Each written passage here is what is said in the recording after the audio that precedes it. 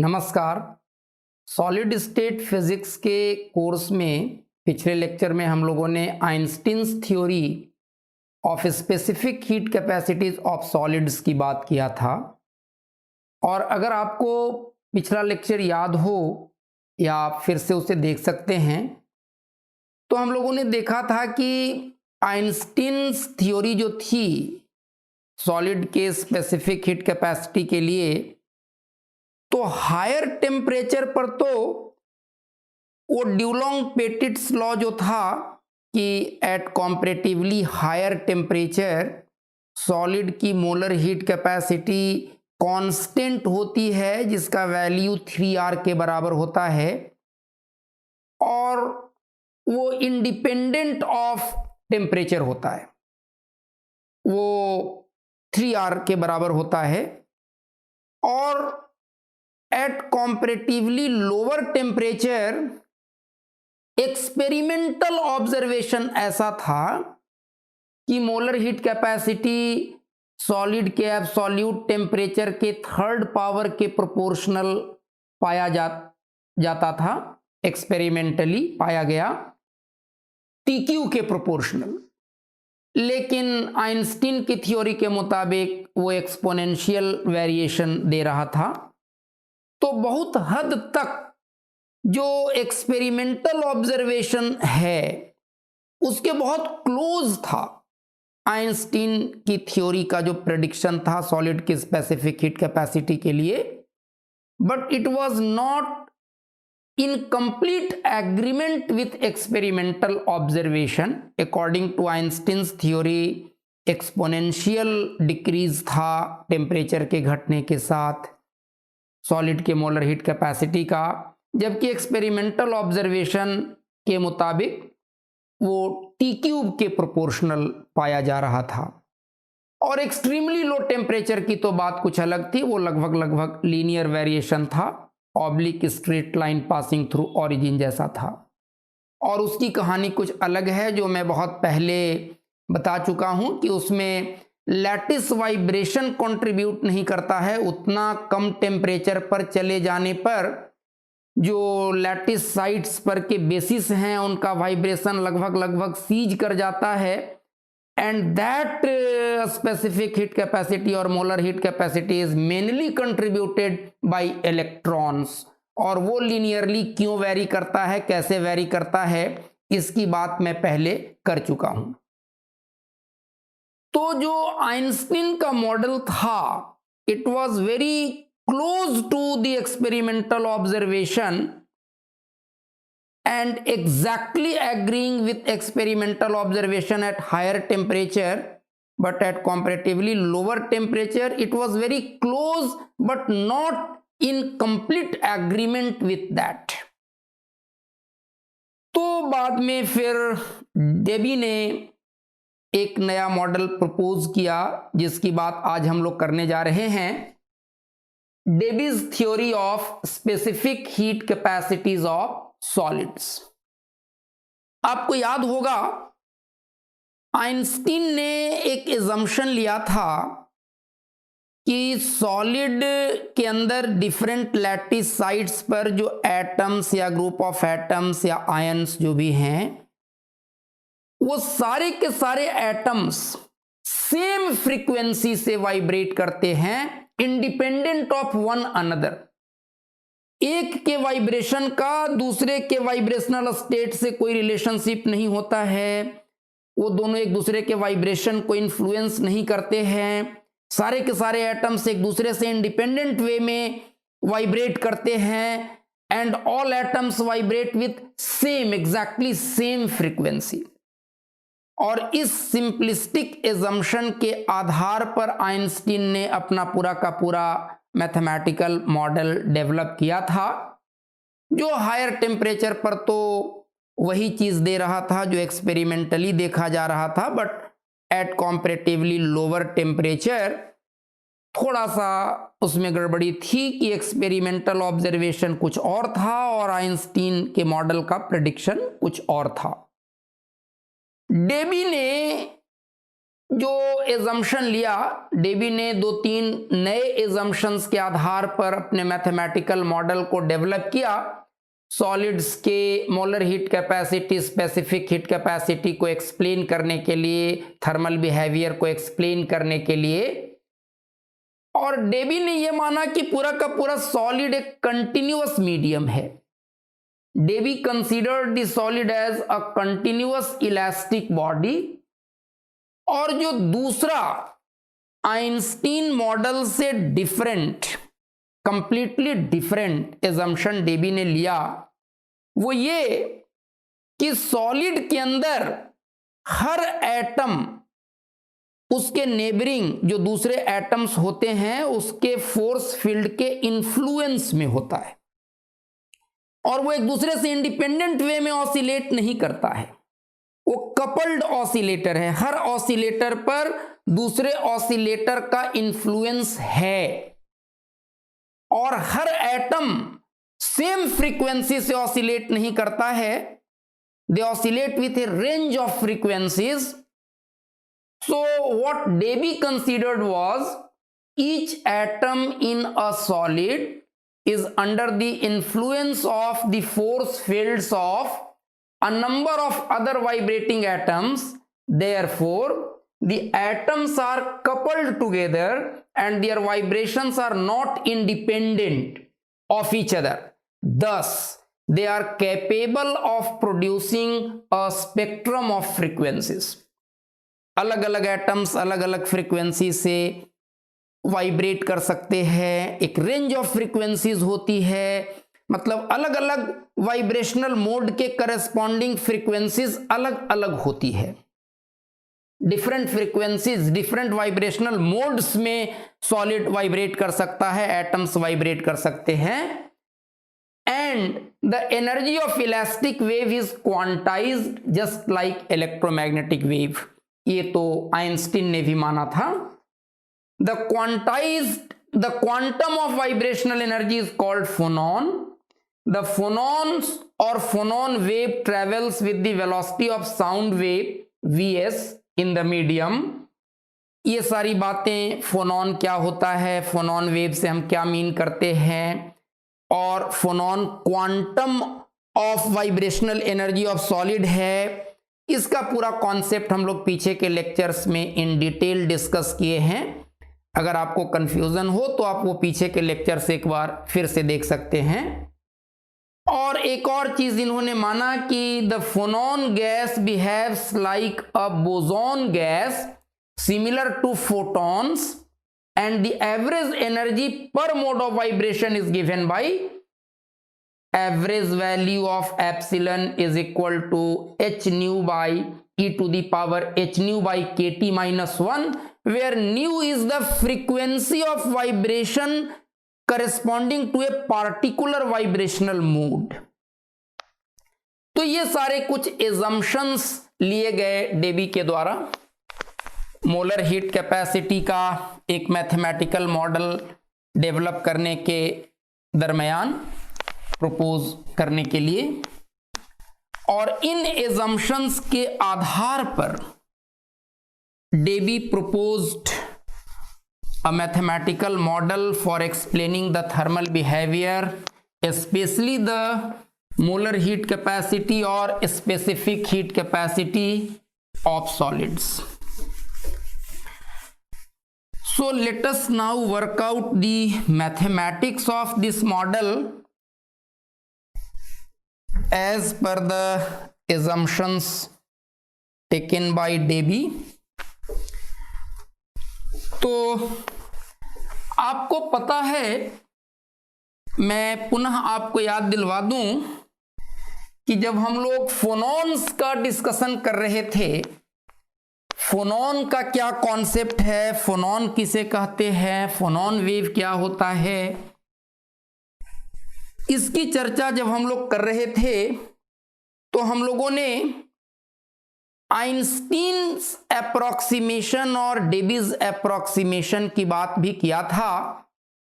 आमतौर पर जो डिस्पर्सन रिलेशन होता है, अगर एक एक्सिस पर हम लोग के वैल्यूज को प्लॉट करें, कई बार इस कर्व को हमने डिस्कस किया है, और एक एक्सिस पर ओमेगा को प्लॉट करें, तो ये जो डिस्पर्सन रिलेशन होता है, ये दो ब्रांचेस की बात की गई थी, एक caustic branch and optical branch. तो अगर किसी एक ब्रांच एकॉस्टिक ब्रांच की बात जैसे मैं करूं, तो ये कुछ इस तरीके का होता है।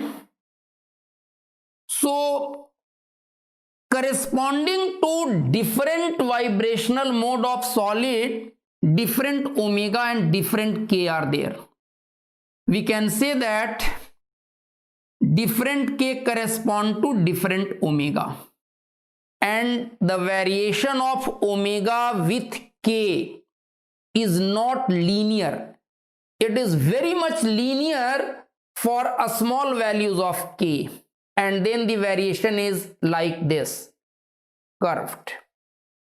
But आपको याद होगा कि डेबी ने एक अप्रोक्सीमेशन लिया था कि we can assume it to be nearly a linear variation such that we can consider a maximum omega D up to which all possible modes of vibrations are covered.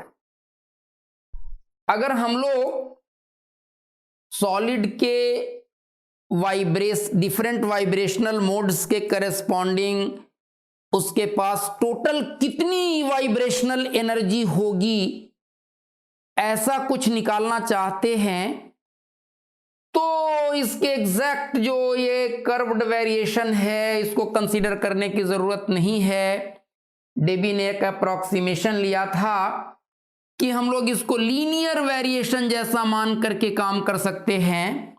हम लोग ये assume कर सकते हैं कि ओमेगा का के साथ वेरिएशन लीनियर होता है, और एक्चुअल वेरिएशन में ओमेगा का जो मैक्सिमम वैल्यू है उससे डिफरेंट कुछ एक ऐसा ओमेगा डी, जिसको डेबीज फ्रीक्वेंसी हम लोगों ने कहा था, आप कंसीडर कर सकते हैं कि different possible modes of vibration के करस्पॉन्डिंग जो एंगुलर फ्रीक्वेंसी होगी उसका वैल्यू 0 से ओमेगा डी के बीच ही लाई करेगा।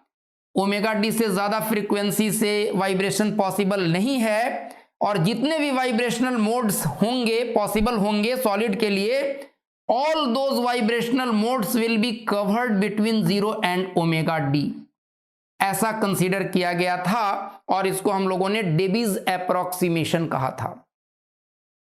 और डेबीज अप्रोक्सीमेशन के दायरे में, डेबी के इस अप्रोक्सीमेशन के दायरे में हम लोगों ने डेंसिटी ऑफ स्टेट्स भी कैलकुलेट किया था कि ओमेगा से ओमेगा प्लस डी ओमेगा के बीच के फ्रीक्वेंसी से वाइब्रेट करने के करस्पॉन्डिंग कितने स्टेट्स होंगे, और उसको हम लोगों ने d omega, d as a function of omega d omega ऐसा कुछ लिखा था, डेंसिटी ऑफ स्टेट्स, जिसको हम लोगों ने कहा था। और आप याद कीजिए ये आया था v times omega square divided by 2 pi square V S Q.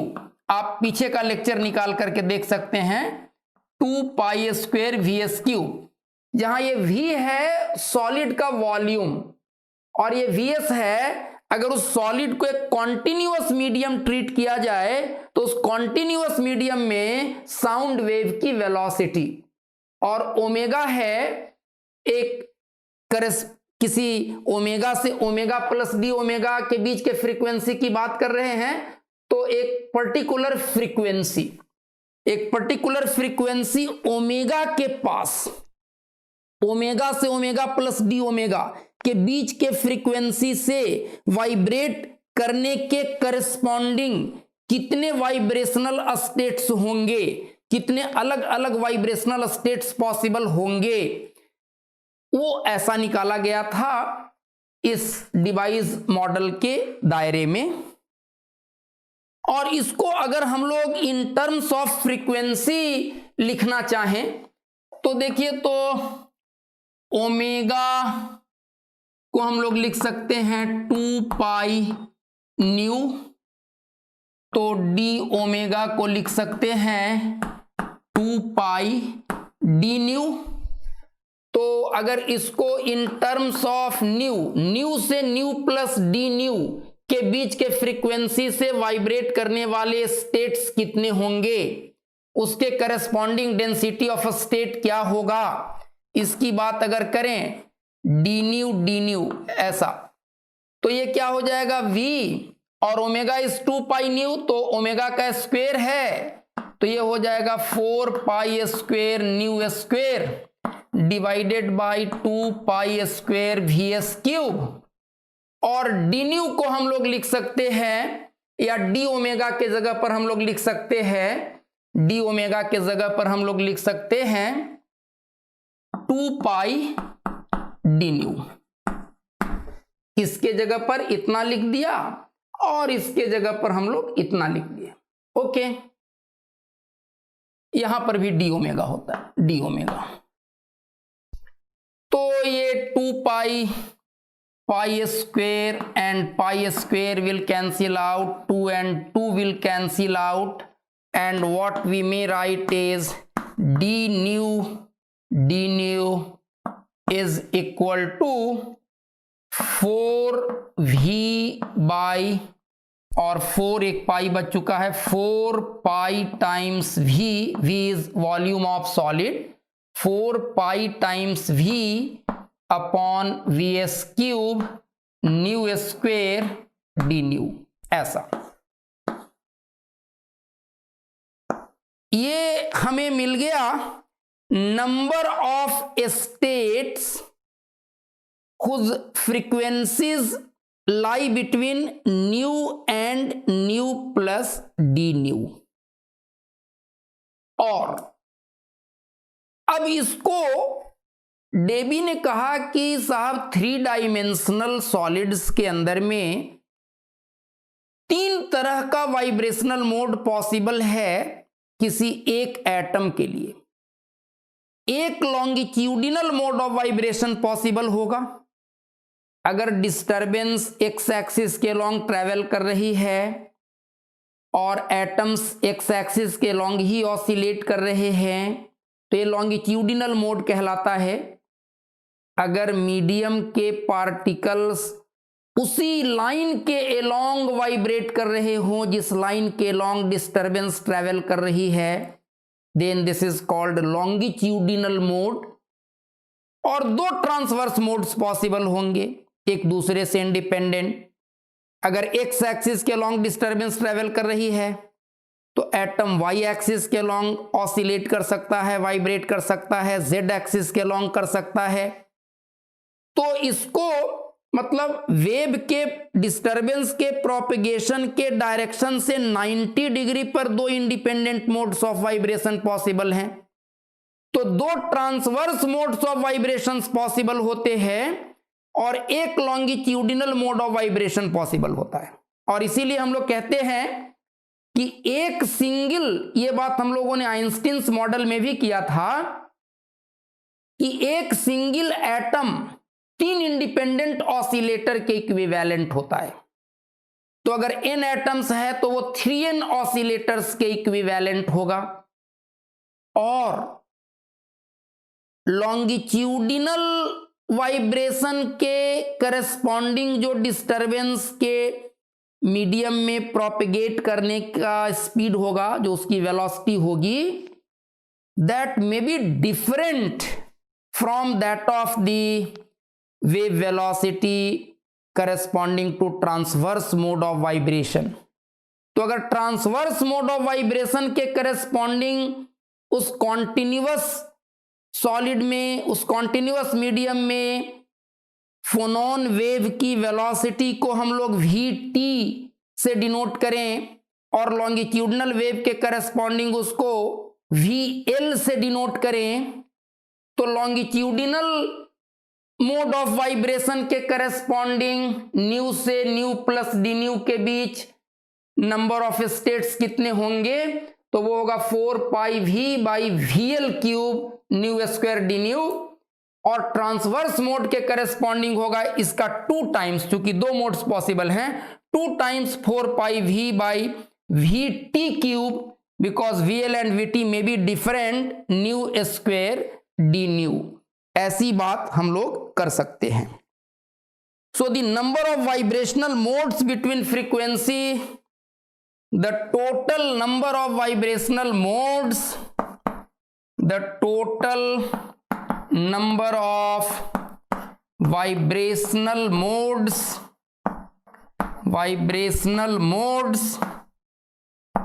between frequencies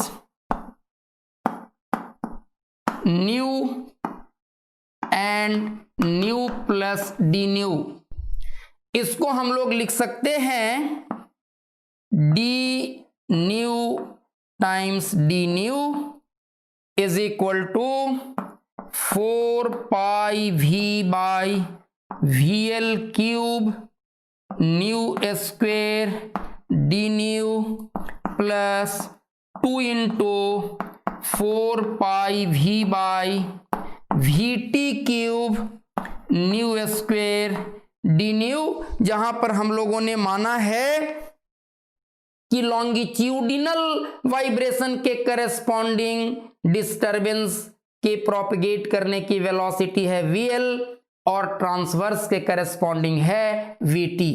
और इसको हम लोग क्या लिख सकते हैं, सिंप्लीफाई करके this may be written as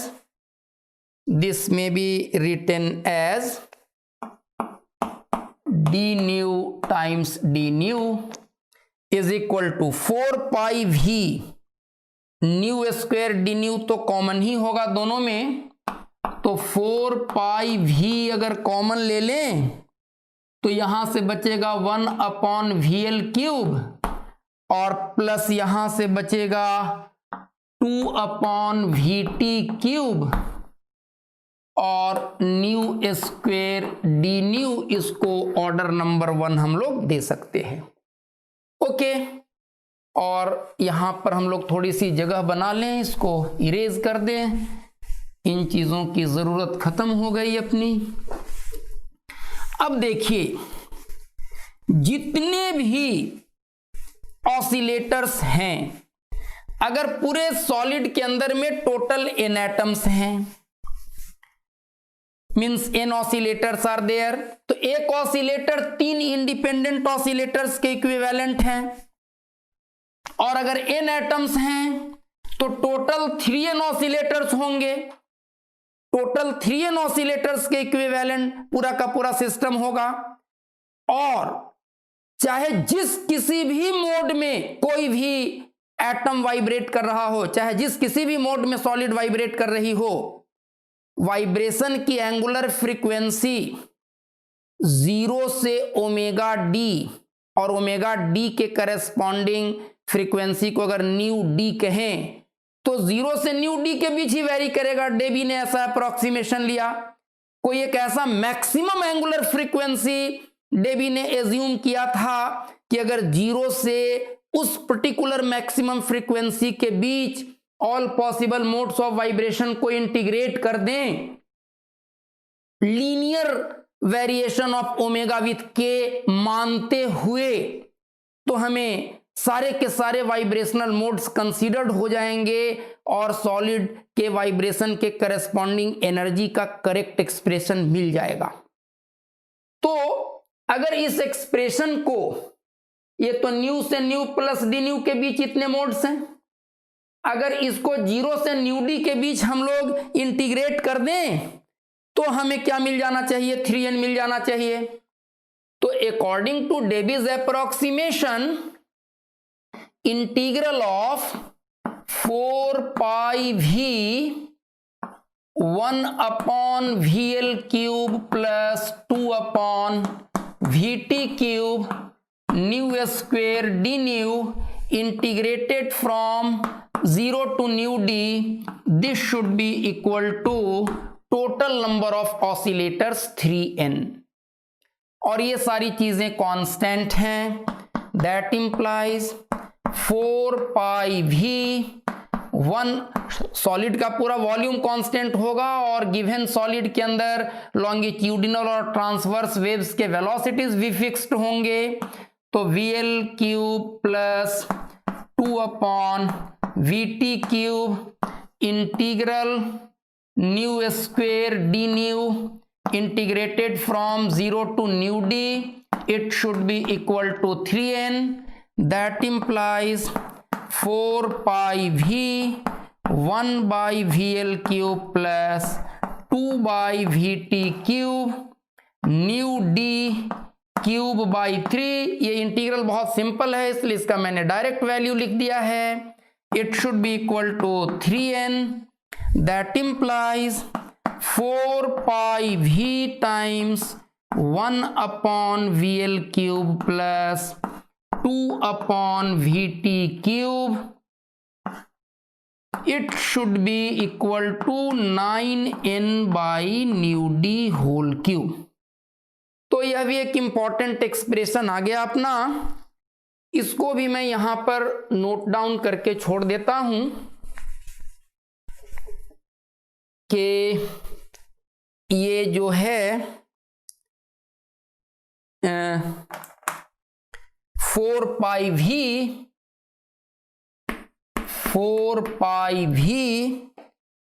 multiplied by 1 upon VL cube plus 2 upon VT cube, it will be equal to 9n by nu d whole cube, where nu d is Debye's frequency. Nu d is Debye's frequency. Okay, अब हमें करना क्या है, हम निकालना चाहते हैं molar heat capacity का एक्सप्रेशन।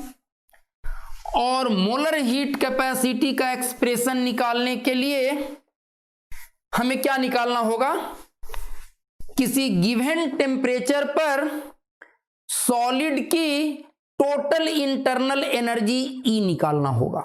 बिकॉज पीछे के लेक्चर्स में भी आप देख चुके हैं, del E by del T at constant volume, अगर 1 मोल सॉलिड की बात करें तो for 1 mole of solid del E by del T at constant volume, वही CV कहलाता है, molar heat capacity at constant volume कहलाता है।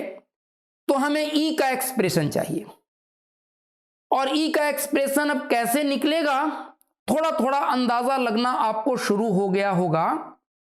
बिकॉज मुझे पता है कि आप लोगों की गणितीय प्रतिभा बहुत अच्छी है। हम लोगों ने जो लास्ट एजम्पशन डेबी का लिखा था यहां पर कि किसी एक पार्टिकुलर मोड ऑफ वाइब्रेशन, किसी एक पार्टिकुलर मोड ऑफ ऑसिलेशन जिसकी फ्रीक्वेंसी न्यू है के करस्पॉन्डिंग एवरेज एनर्जी होता है h nu divided by e to the power h nu by kt minus 1। तो अगर न्यू फ्रीक्वेंसी के से वाइब्रेशन के करस्पॉन्डिंग एवरेज एनर्जी इतनी है, एवरेज वैल्यू ऑफ एप्सिलन के बराबर है, और वैसे वैसे 3n ऑसिलेटर्स हैं, तो 3n times average value of epsilon, वो उस पर्टिकुलर फ्रीक्वेंसी न्यू से वाइब्रेशन के करस्पॉन्डिंग, उस पर्टिकुलर मोड ऑफ वाइब्रेशन के करस्पॉन्डिंग सारे के सारे एटम्स को मिलाकर के टोटल एनर्जी कितनी होगी वो होगा। और न्यू का वैल्यू 0 से न्यू डी के बीच वेरी करना है। तो all possible modes of vibration के करस्पॉन्डिंग टोटल एनर्जी क्या होने वाली है, ये जानने के लिए उसको अगर हम लोग इंटीग्रेट कर दें बिटवीन 0 एंड न्यू डी, तो टोटल एनर्जी हमें मिल जाएगा। तो टोटल एनर्जी ऑफ सॉलिड को हम लोग क्या लिख सकते हैं, total internal energy of solid को हम लोग लिख सकते हैं integral 3n times average value of E, where frequency will vary from 0 to nu d, and it will be integral 3n times average value of energy क्या होता है किसी पार्टिकुलर मोड ऑफ वाइब्रेशन के करेस्पॉन्डिंग, ये होता है h nu upon e to the power h nu by k T minus 1, h nu upon e to the power h nu by k T minus 1 and integrated from 0 to nu d। Okay, और इस 3n का value कैसे हम लोग निकाले थे वो अब आपको पता है, तो ये हो जाएगा 3n कैसे निकला था, तो 3n हो जाएगा ये जो 4 pi v 1 by VL cube plus 2 by VT cube nu square d new है, न्यू स्क्वेयर डी न्यू है, तो न्यू स्क्वेयर इस न्यू के साथ मल्टीप्लाई होगा तो एच न्यू क्यू बन जाएगा divided by e to the power h nu by k T minus 1 d nu and integrated from 0 to nu d, ऐसा। That implies E can be written as, अब देखिए यहां पर हम लोग 4 pi v 1 by V L cube plus 2 by V T cube का value 9n by nu D whole cube लिख सकते हैं। ये पूरी की पूरी चीज कांस्टेंट है, इसको बाहर ला करके हम लोग लिख सकते हैं 9n by nu D whole cube integral h nu cube by e to the power h nu by k T minus 1 d nu from 0 to nu D. और यहां पर हम लोग कुछ सब्स्टिट्यूशंस करते हैं जिसको आप कह सकते हैं इंटीग्रेशन बाय सब्स्टिट्यूशन।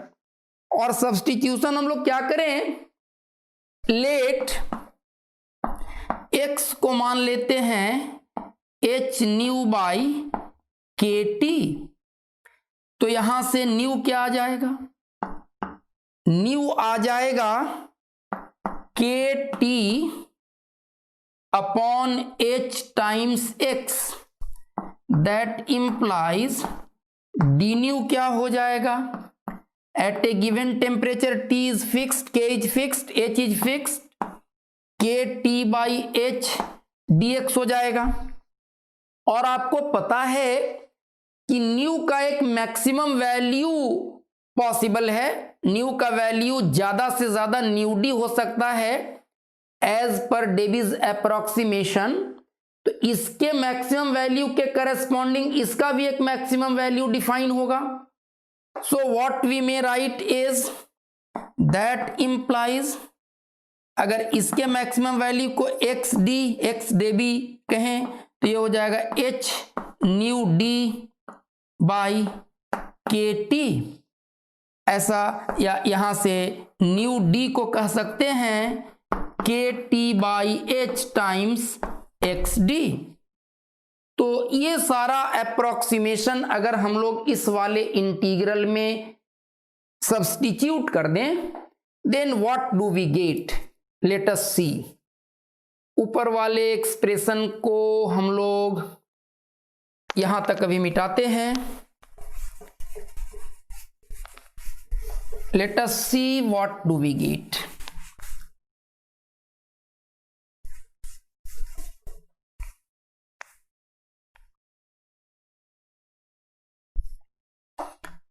तो देखिए इसको क्या लिख सकते हैं, ई को हम लोग लिख सकते हैं 9n by nu D whole cube. तो न्यू डी होल क्यूब को हम लोग लिख सकते हैं k T by h x D whole cube, तो ये हो जाएगा एक्स डी होल क्यूब तो नीचे में आ जाएगा, और ये h by k T whole cube आ जाएगा यहां पर बाहर में, और इंटीग्रल ये देखिए एच न्यू क्यू, तो डी न्यू का वैल्यू हम लोग k T by h D x लिख सकते हैं, तो ये हो जाएगा h nu cube by e to the power h nu by k T minus 1, और इसको लिख सकते हैं k T by h D x, और H nu by k T को भी हम लोगों ने एक्स माना है, h nu by k T को भी हम लोगों ने एक्स माना है, तो अगर इसको हम लोग लिख दें e to the power x, e to the power x, और न्यू को एक्स के टर्म्स में लिख सकते हैं k T by h times x, तो इसको अब लिख देंगे k T by h, k T by h times x का होल क्यूब, ऐसा आ जाएगा। और इन चीजों को, कांस्टेंट्स को अगर फिर से हम लोग बाहर निकालें, इंटीग्रल ऑपरेटर के बाहर निकालें, then what do we get, let us see. देखिए तो ये h का होल क्यूब डिनोमिनेटर में आएगा, वो यहां h के होल क्यूब से कट हो जाएगा, और kt का होल क्यूब न्यूमरेटर में आएगा, वो इस kt के होल क्यूब से कट हो जाएगा। So what we may write is e is equal to 9n divided by x D whole cube, और ये पूरी चीज कैंसिल आउट हो जाएगी, और इस h से ये h कैंसिल आउट हो जाएगा, और ये वाला केटी फिर से बाहर चलाएगा, ये केटी फिर से बाहर चलाएगा, और बचेगा क्या, बचेगा integral x cube by e to the power x minus 1 d x from 0 to x D, इसका ऑर्डर नंबर हम लोग 3 दे देते हैं। ये आ गया डेबीज मॉडल के मुताबिक, डेबीज अप्रोक्सीमेशन के मुताबिक, डेबीज ने जो एजम्पशंस लिए, उन एजम्पशंस के दायरे में रह करके किसी गिवन एब्सोल्यूट टेम्परेचर T पर सॉलिड के अंदर जो डिफरेंट लैटिस साइड्स पर एटम्स हैं, उनके all possible mode of vibration के corresponding at absolute temperature T, उस सॉलिड को टोटल इंटरनल एनर्जी कितनी होगी उसका एक्सप्रेशन हम लोगों ने निकाल लिया। This expression is very important for us. Now C,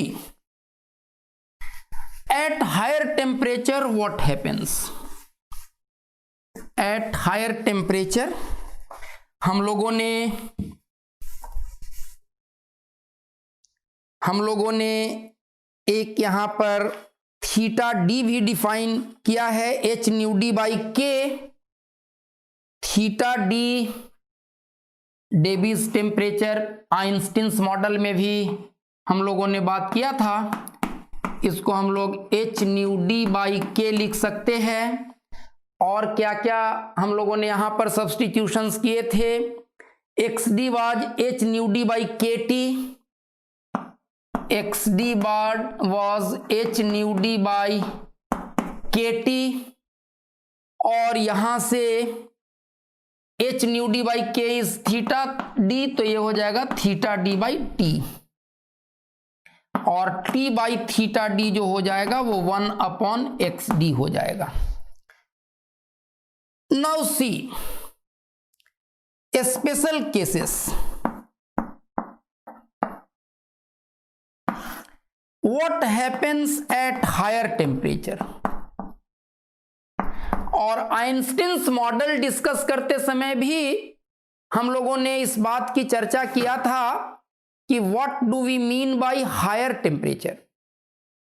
temperature का हायर और लोअर, हाई और लो, ये तो रिलेटिव टर्म्स हैं। तो कितना टेम्परेचर होगा तो आप हायर टेम्परेचर कहेंगे, कितना टेम्परेचर होगा तो कंपैरेटिवली लोअर टेम्परेचर कहेंगे। तो उसके लिए हम लोग रेफरेंस लेते हैं डेबीज टेम्परेचर थीटा डी को। अगर सॉलिड का टेम्परेचर थीटा डी के तुलना में काफी ज्यादा है, then it is suppose to be at higher temperature, और अगर उसका टेम्परेचर थीटा डी के तुलना में काफी कम है, then it is suppose to be at comparatively lower temperature, low temperature. तो एट हायर टेम्परेचर क्या होगा? Higher temperature T will be much greater than theta d. T will be much greater than theta d। और x को कैसे define किए थे? h nu by kt, and t tends to infinity, then x tends to 0। so x का value at higher temperature जो होगा, at higher temperature it will be tending towards 0, it will be much less than 1। और अगर x का value much less than 1 है तो e to the power x minus 1 कितना हो जाएगा?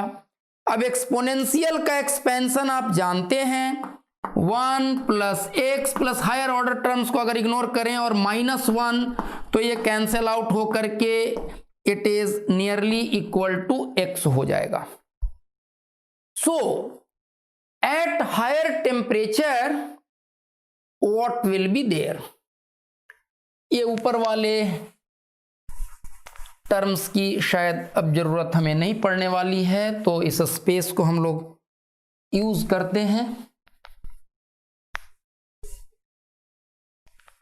और आप देखें एट हायर टेम्परेचर क्या होगा? E can be written as what? 9NKT divided by XD cube integral x cube by EX minus 1 will be nearly equal to x dx integrated from 0 to XD। तो ये हो जाएगा 9NKT by XD cube, और ये आ जाएगा x square dx का integral मतलब XD cube by 3। तो E हो जाएगा 3NKT। और अगर मोलर हीट कैपेसिटी की बात करेंगे तो हम लोग 1 मोल लेंगे सॉलिड का, और 1 मोल लेंगे तो N will be equal to Avogadro's number, N will be equal to Avogadro's number. तो ये एवोगाड्रोज नंबर है, और N टाइम्स K हो जाएगा molar gas constant R, so it will come out to be equal to 3RT। So CV will be del E by del T at constant volume, and it will be 3R, and it agrees with Dulong's and Petit's result, Dulong and Petit's result। So Debye's model भी at higher temperature same result दे रहा है जो Dulong and Petit का result था, जो experimental observation था, या जो आइंस्टीन के मॉडल ने प्रेडिक्ट किया था। It is exactly agreeing with the experimental observation. So जो डेबी का मॉडल है वो एट हायर टेम्परेचर भी एक्सपेरिमेंटल फाइंडिंग्स के साथ कंसिस्टेंट है और उसको एक्सप्लेन कर पा रहा है। जो आइंस्टीन मॉडल का फेल्योर था at comparatively lower temperature, let us see कि वहां पर क्या ये एक्सपेरिमेंटल ऑब्जर्वेशन को एग्री कर पाता है, या is it consistent with experimental observations or experimental findings। तो आप देखेंगे at low temperature T is much less than theta D, at at low temperatures T is much less than theta d